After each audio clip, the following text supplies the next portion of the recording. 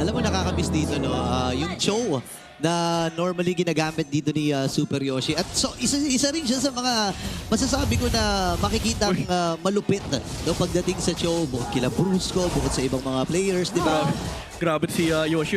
Yan ang ginagawa. Ganyan ang, alam mo, sa totoo lang, ganyan ang Cho vs Kufra matchup. Kasi ang malungkot sa Kufra, hindi mo pwede ipakita kung ano skill mo.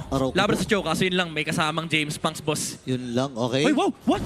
Pinigilan niya, pinigilan. Hindi niya kasi alam kung saan manggagaling. Or baka kasi may nakaabang. Pero dahil sinigurado ng Ayun naman. Xnova na walang nakasunod. First blood para sa AP Bren. Binato pa ng resibo ni Xnova dito. Ay, wait lang, pinagpabaril.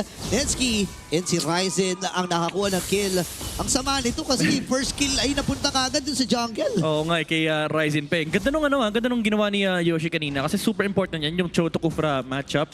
Hindi ka talaga pwede magpakita ng kahit anong skill. Kapag nag-bouncing ball ka, libre yung mid. Yari ka na. Basically for Ryzen. Kahit sabihin nating ma-block mo yung rotation ng Cho, basically kaya nung Farsa, yung Selena.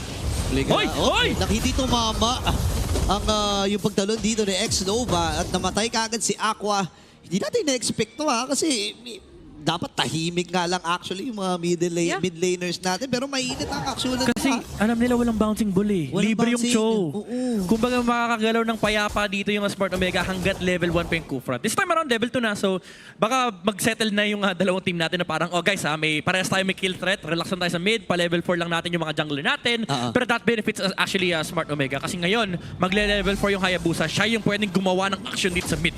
Kumbaga yun kasi yung window R. Kaso ngayon yung window, matik daw si Super Yoshi medyo malakas. Ayan yung mga dash si Haji Ayan na. na rin at may ipit. Ito nga si Xnova second death para sa ating rookie. Okay, si Lord GM naman ngayon isasama na. Sabi niya, kailangan na ata ng tulong ko. Pero nandun yung spread. Inuuna na yung pagong. Si Lord GM ay nagpapakita din lang habang purple ang inuuna ni James Pax. Ayaw bitawan. It's going to be the arrows and the traps here for Super Yoshi. But still, might be a free turtle na agad dito for Smart Omega. Sa totoo lang, gusto mag-rotate yung dalawang X-Blade sa mid. Ang problema kasi tapos na yung action. Bago sila umabot, kaya nagsuntukan sila sa river. Kasi wala silang abot sa mid lane. But again, this is a very good advantage for Smart Omega. Early game na hawakan nila, nakakuha ng kill si Ryzen. And malaki yung threat ng Hayabusa versus the Haret actually. Kasi yung shadow kill, medyo reliable for Ryzen to actually take down this Haret. And meanwhile, you have the Lancelot na hindi ganun kadali pumatay ng isang Granger. Kasi number 1, kailangan tumama yung mga dash. And number 2, may flicker dash din naman si Netsky. Yung shadow kill kasi, if ikaw yung Haret, kapag wala kang mapapatamaan nung second skill mo, hindi reliable yung shields para mabuhay ka. So, alam mo yun, parang mas guaranteed yung rotation ng Omega if pupunta sila sa gold lane. So it's all about the mechanics here for AP Bren. Yung technicalities kailangan on point. Dito yung mga pag-cast, even onto the skill shots nga ni Shizu, na mas later on pa siguro natin mararamdaman. Pero ramdamang damage kay Haji. Sakit ng poka. Sabay bouncing ball na naman kay Xnova. Poprotektahan lamang niya si James Pax. Isang minuto pa naman para sa ikalawang objektiba. Pero ang ganda talaga ng ginagawa ni Super Yoshi, man. Oo, kasi ito yung kina-cover mo yung track stand ng AP Bren. Ganda rin yung ginawa ni Haji kasi kanina, pinauwi nila si James Punks. And sobrang importante na papababa mo yung HP ng mga jungler kasi basically nadi-dismantle yung trio mid ng kalaban. Walang pressure sa kahit anong lane. And it allows Omega to just control the river. That's number 1. Number 2, din na kailangan intindihin yung rotations. And number 3, na-free up yung dalawang side lane. Oh, yun yung importante pag dinismantle mo. Ikaw naman yung maglalagay ng ball. Yes. Kasi doon mahihirapan naman na ma-entangle yon ng AP Bren. Yun, tangle situation din na sobrang grounded ng dalawang XP natin. Dadalawan sila ng ating mga junglers. Nakikita naman natin, even though Raiden has a clear vision, hindi mo gusto yung makipag-1v1 agad sa isang Esmeralda. May retry yan, boss. Gusto niya. Medyo mahirap ito. Doon na si James Punks, nakaantabay, Lord GM. Medyo napapalalim. Naiwasan niya yung Curse of Crow. Pero nandun ang paglayo niya muna rito. Purify ay na-force na rin para kay Lord JM bago magsimula yung ikalawang pagong na sinisimula na nga ng AP Bren. So wala na rin option si Ryzen kung ituloy yung kanyang ginagawa at nakuha na nga ng AP Bren yung kanilang kagustuhan. Kaya sobrang importante yung ginagalaw mo yung jungle ng kalaban kasi either madidismantle yung trio mid or yung mapipilitang pumunta yung trio mid sa maling part ng mapa. And in this game, nasa kabilang side ng turtle. Kaya AP Bren yung nakagawa ng movement. Sininakuha ng Shuy! Kunti ka na! Grabe yung mga pinto. Pati yung kay Aqua dinudge. Nagulat ako dun. Pero anyway though, ito talaga yung somehow tempo control para sa AP Bren. Oh, Even malalim. for Super Yoshi, siya naman yung tempo stopper na ina-attempt ng AP Bren. Yeah. Actually, yung ang galaw nga ng Omega dito, parang wala nangyari. No? Parang di nangyari yung turtle trade. Maangas pa rin sila. Pero for AP Bren, at least may konting hinga. Yung kanilang middle lane. Okay, sumipa na si Yoshi. Ang baba ng kanyang buhay. Pero makukuha ata siya dito ni Aqua. May tanim din ni Abyssal Arrow. Pero Abyssal Trap rather. Pero si Haji, napaka-hapde nung Tornos na yun, ladies and gentlemen. Mula kay James Pangs. At kailangan niyang umuwi na kagad. Ganito yung dahilan bakit sila natalo nung game number 1, yung mga set mula kay Super Yoshi na hindi naka-ready yung Smart Omega. Kailangan nilang iwasan yung mga ganong klaseng plays, lalo kapag hindi connected yung kanilang mga players kasi nabibigyan nila ng punish potential yung AP Bren. And ang kinagandahan sa lineup ng AP Bren is napakalakas sila mag-punish. Kufra is one of the hardest heroes to play against. If wala ka sa pwesto, Haji, kamuntikan. Yun lang, nasipa siya doon at napatay ni Haji. Napaganda pag-follow up mula dito kay Super Yoshi ngayon. Nagamit na rin yung spread. Falling Grabe si Storm mula Haji. kay Lord JM. Hindi makalapit si Haji dito. Ex-Nova ay tinatarget din, nakasanin. Pero lumapa na lang. May outplay din mula sa KDA machine. Oh my gosh! Iniyakan pa. Dalawang sumubok, dalawa bumagsak. Oh my goodness, yung napakatinding movement with wings by wings tapos sinubukan na-purify niya yung bagsak nung Esmeralda, Yes, yung Falling Star Moon. For Yoshi though, Okay, nakasipa na rin. Wala na sa Pero kailangan humabol din na dito. Yeah. Medyo nadidiskaril yung plano dito ng Smart Omega. Though lamang pa rin naman sila. At pinipilit pa rin ni James Panks na humabol. yeah. Pero Parang nasa magandang posisyon pa rin ang AP Bren eh. ang maganda doon, dahil nga napansin ni Midnight na parang dapat di sumisipa si Super Yoshi pag di ready iba. Nung sumipa siya at ready at nakatingin niya iba, Oo. that's the start na may connection for Laban Smart eh. Omega. By the way, grabe yung talagang pressure dito sa middle lane na kanina pa nakatingin sila Ryzen doon kay Aqua. Good thing for Aqua, nakadodge siya with a dash pero it just means na medyo madadalian dito yung Smart Omega na kumuha ng Lord kasi walang vision na hawak ng AP Bren. Bilis, alam nila si Ex-Nova at si Aqua magkatabi. So wala talagang threat or pressure na manggagaling doon sa dalawa, sa duo natin sa gitna. Yep. And ayun, ang Smart Omega, makikita natin na sobrang confident na nila. Falling Storm din Grabe, nagbitawan walang na rin. pake. Si Haji walang pakialam, tuloy-tuloy pa rin siya sa kanyang Pendant Earthshine. Habang si Ryzen na ata magiging target. At yung Phantom Institution, James Pangs, restart lang niya yung kanyang puncture. Pero James and Ex-Nova ay nagkasalubong. Tahimik muna ang AP Bren at Omega. Sobrang raid boss nung ginawang play ni Haji. Di siya nag-purify. Tapos Tapang no? dalawang bagsak pa siya. Kasi alam niya hindi siya aabutan ng ibang members ng AP Bren. Pwede naman siya mag-wings by wings. Kasi hindi naman naka-damage build yung Esmeralda. Even though may Enchanted Talisman, hindi yan yung burst na usual na nakikita natin sa mga RG. Yung Starium Holy Crystal. Ito yung tank Esmeralda. Pero sa may top lane, another Feather Strike! Oy, naku, na-cancel din yung plano dito ni Super Yoshi habang Lord JM isasama na. Pero matagumpay naman yung pagkakabasag ng Torres sa may bandang itaas. Sobrang hirap ng entry point for AP Bren, no? Ano Yeah. ba yung condition nila dito to somehow pull through yung plano dito, ex-Nova, ex-Lord JM combos? Kailangan super importante nung matatala ni Ex-Nova. It either be Super Yoshi or Haji kasi ang nagiging problema nila ngayon is kapag hindi nila mahawakan yung frontline, it takes a while for AP Bren to gather information. And doon lumalabas yung range advantage ng Omega with Feathered Airstrike and Death Sonata mula kay Netsuki. Tapos yung mga pag-amba pa ng Cho Ryzen! Pero Ayun na. sobrang struggle to. Yung buti nilang lumipat. Si Shadowkin pero si Super Yoshi atay mamamatay! Ayan. Nakuha pa ni James ang Pendant Earthshake naman ay nabitawan na rin dito ni Haji. Pero buhay pa si Lord JM.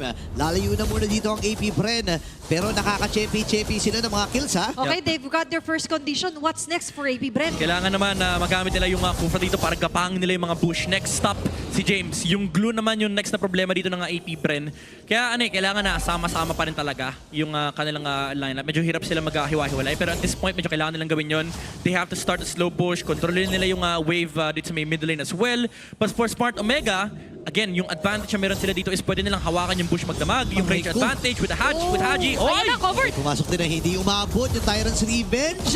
Tatama ba yung Abyssal Arrow? Hindi. Pero hinamol pa rin ni Lord JM ito. Hindi nagamit yung kanyang Purify. Pero pwede ata mag-burst. Yun ba magiging call dito ng AP Bren? Snowbike. Nakatabay lang si Ex-Nova. Bibigilan niya ata ang pagsukat Ay, dito ni huli! Ryzen. Ngayon na, hulihan with the Tyrant's Revenge. Silence Rage! habang si James Banks ay nakakuha na rin ng panibagong kill. Sasalubong si Lord JM pero wala silang way para putunawin itong Esmeralda na ito. X-Nova! X-Nova with the Titan's Revenge. Dinabutan NSC with the flicker. Super Yoshi, sinasangkalan Oh my na nila kanyang goodness. sarili para maprotektahan si Netsky at malaya ata nilang makukuha itong Lord na ito. Tatak AP Brennan nagwagi. Very Oh, nice position Nova! here para sa AP Brent, pero may isang na namang talon. James, atas, pero abutan ng Falling Star Moon. Okay, boy pa rin Super Yoshi pero habang si Lord JM, flicker na force para dito kay Super Yoshi. Habang Federation naman mula sa KDA machine. Pero hindi sapat yung damage para tunawin si Lord JM at nagwagi ang AP Brent sa kanilang plano. Okay, Oh my on point, God. reaching 2 of their conditions midnight. All started onto taking down Super Yoshi. Next was Haji. Naging gandang entry point din nung nahuli ni X-Nova si Si Ryzen. Ryzen, oh. 2 minutes straight, men. 2 minutes straight perfect targets Wow. from AP Bren. Unang tinamaan was yung Cho. Sunod nating hiningi was yung Farsa. Alam nila, nasa middle lane si Haji nung feathered airstrike. Tumalon Yep. kaagad si Lord JM at pati na rin si X-Nova. And because of that, they had access to the mid bush which gave X-Nova the jungler entry para mahuli nila si Ryzen. Oo, akala ni Ryzen safe siya dun eh. Pero right after nung Tyrant's Revenge and Tyrant's Rage, wala na siyang way para makatakas. Even hindi nga niya nagamit yung kanyang shadow kill. Dahil sa bilis na mga pangyayari na yun. At nasugod sila, tapang ni Lord JM. Oh. Okay, mabilis din na ngayon makakabawi at makakabangon ng AP Bren. But take note sa may bandang gitna. There's still a capability for AP Bren to somehow dodge out yung ganong klase mga movements for Ryzen. Medyo kinabahan pa ako dun, sinama eh. Sinama sa pad of execution itong si Ryzen. Buti na lang, may natitirang shadow para maka-atras at yung oras na natitira na yon. Pero tingnan mo, ang daming aksyon. Pero 5-5 pa lang pala score natin, pre. Yeah, kumbaga yung mga skirmishes na nakikita natin is just them trying to look for the pickup. Kumbaga may laruan talaga nangyayari. Laro na nga nilalaro pa. Pero it's gonna allow AP Bren to sort of control the map currently kasi ngayon yung pag-abante ay hawak ng AP Bren. Hindi basta-basta makasilip sa mga bush dito si James kasi may nag-aambang na Tyrant's Revenge mula kay X-Nova and burstable lahat ng targets sa pipiliin ng AP Bren. Pero there's strike though. Okay, nagamit. Tumama yung Abyssal Arrow. Kalahati ang buhay ni Lord J. Masakit na rin actually ha. Yung mga damage na ibinibigay ni Haji dito and Netsky. So inaantay na lang talaga. I mean, waiting game muli para sa Smart Omega. And kailangan nilang antayin din yung setup ni Super Yoshi kasi sa ngayon may mga disconnections pa eh. Pero ano na may mga connections natin onto our Infinix in-game equipment na pwede nating i-highlight? Next na important item dito is yung Malefic Roar mula dito kay Ryzen para at least may pang burst downs rin ng either ng Kufra or nung Esmeralda. Pero one thing na kailangan din isipin dito ng Smart Omega is yung Brute Force na nandito na ay online na for the Lancelot. Sinamahan pa ng Malefic Roar. So malaking problema dito si James Banks yung kanyang mobility in the team fights and yung control na meron yung Smart Omega kasi sa totoo lang hindi sapat na naman. Kahit pa sabihin natin merong sipa, kailangan full combo yung kapag sinipa may feathered airstrike, may shadow kill para mapatay kagad yung Lancelot. Kasi kapag hindi mo mapatay yan, may Thorn Rose dash yan palayo. Ang kailangan instant. Be snappy here for Smart Omega. Nakita na natin to nangyari for game number 2 na kung saan yung Lancelot din talaga ang isa sa naging nightmare. Pero yun ay laban sa AP Bren. Yeah. Now that they've have the Lancelot onto the hands of James Banks, nararamdaman na talaga natin yung mastery and as well as how he levels up. Kung saan nga ba siya kailangan magtago. Yoshi? Pero ngayon nagtatago-tago. Ay, ayun Yung lang. conceal ay medyo na-reveal agad for Super Yoshi. Yun lang, may mga Iachina doon sa na natapakan. Dito si Super Yoshi. Kalahati na buhay ng Lord ha. Pwede nilang pwede nilang bitawan, pwede silang mag-go. Meron silang hawak na Kufra, hawak nila yung mid-push, pwede silang pumili ng target. Nakikita nila yung dalawang importante, yun nasa gilid, Super Yoshi. And Ayun. Haji, Alam nila. X-Nova. Napakaganda ng hold na ginagawa dito ni Lord X-Nova, JM. X-Nova. Pero X-Nova sa pinakagilid. Oy! Nandiyan na talong na Jacob! Ayun na binigyan na kagad si Super Yoshi. Makakaseta ba siya pero tumama din. Yung Phoenix Armor na habang si Haji. At ang magiginig sa target. Si Shishu ay nakakasayaw din. Pero Oy! siya itong pinagsalusuluan ng Ryzen! kapatid miyembro. Mula dito sa AP Bren. Kailangan lumabas Oh dito. my Pero goodness! inabutan pa ng Tyrant's Revenge with that flicker. At ang man with a million moves na nililis doon. Oh my God, X-Nova! 2 important targets once again. Hindi na Shunpo ni Super Yoshi. She's was well with the Purify para matanggal yung stacks ni Ryzen. It could have been a very, very good kill for Smart Omega kung napatay nila yung Haren. But then again, re-engage mula doon sa Kufra, finding the jungler of Smart Omega. A chef's kiss performance para sa Kufra ni X-Nova. And that's how you eye out very key players here para sa Smart Omega. Now they've got the Lord. At hawak na rin nila unti-unti at isasabay nila yung wave even on the Yep. bottom side and on the mid side. And Sweet. props din kay Lord GM earlier. Hindi hindi masaya si Super Yoshi yan. Si Xnova will try to find the spot. Remember, X marks the spot para sa AP Bren. Isang talon na naman mula kay Kufra yung yayanig dito sa mundo ng Smart Omega. Kailangan nilang ingatan yung kanilang mga postura. Even though meron silang mga pang-depensa, yung Better Airstrike, ayun na naman si Xnova. Pero we feel like pwede pa naman depensahan, matunaw na Smart Omega agad ang lure na dala-dala ng AP Bren. Ready to rumble if ever man, and even AP Bren knows that. So disiplina muna, hindi Kalmala. nila masyado ilalalim yung mga dala-dala nila. Men, nabasa ko kanina sa mga diskusyonan sa MLBB News Ano Event yan? sa MPL Philippines na official na group.